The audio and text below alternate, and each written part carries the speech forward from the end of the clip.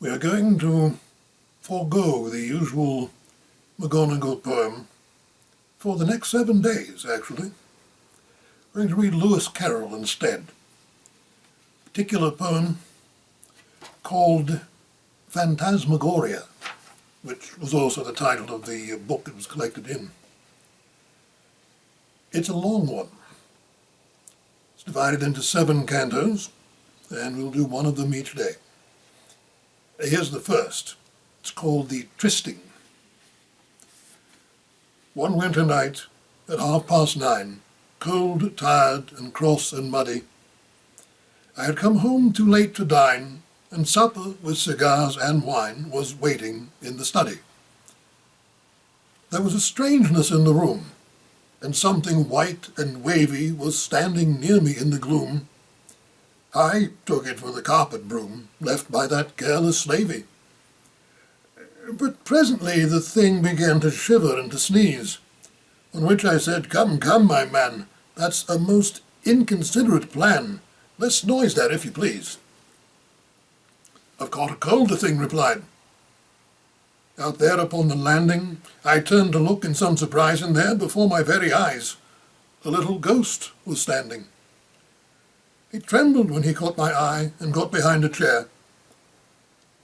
"How came you here?" I said, "and why? I never saw a thing so shy. Come out, don't shiver there." He said, "I'd gladly tell you how, and also tell you why. But," here he gave a little bow, "you're in so bad a temper now you'd think it all a lie.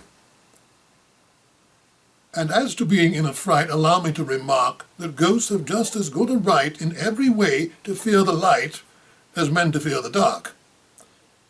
"No plea," said I, "can well excuse such cowardice in you, for ghosts can visit when they choose, whereas we humans can't refuse to grant the interview." He said, "A flutter of alarm is not unnatural, is it?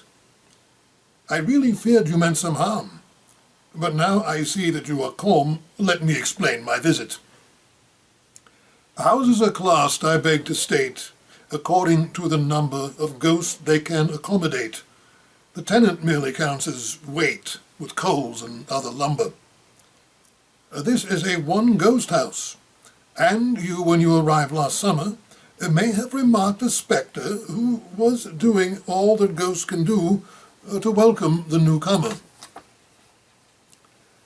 In villas this is always done, however cheaply rented, for though of course there's less of fun when there is only room for one, ghosts have to be contented.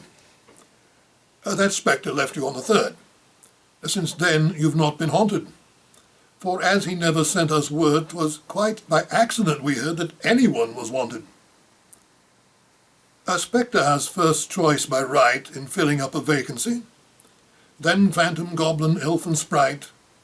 If all these fail them, they invite the nicest ghoul that they can see. The spectres said the place was low, and that you kept bad wine. So as a phantom had to go, and I was first, of course you know, I couldn't well decline." "No doubt," said I, "they settled who was fittest to be sent. Yet still to choose a brat like you to haunt a man of 42 was no great compliment." "I'm not so young," sir, he replied. "As you might think, the fact is, in caverns by the waterside and other places that I've tried, I've had a lot of practice.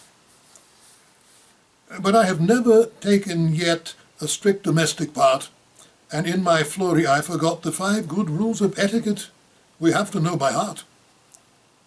My sympathies were warming fast towards the little fellow. He was so utterly aghast at having found a man at last, and looked so scared and yellow. "At least," I said, "I'm glad to find a ghost that's not a dumb thing. But pray sit down, you'll feel inclined, if, like myself, you have not dined, to take a snack on something. Though certainly you don't appear a thing to offer food to. And then I shall be glad to hear, if you will say them loud and clear, the rules that you allude to." "Thanks, you shall hear them by and by. This is a piece of luck. What may I offer you?" said I. "Well, since you are so kind, I'll try a little bit of duck." "One slice, and may I ask you for another drop of gravy?" I sat and looked at him in awe, for certainly I never saw a thing so white and wavy. and still he seemed to grow more white, more vapoury and wavier, as seen in the dim and bickering light as he proceeded to recite his maxims of behaviour, which maxims we will of course get to tomorrow in Canto number 2. We'll see you then.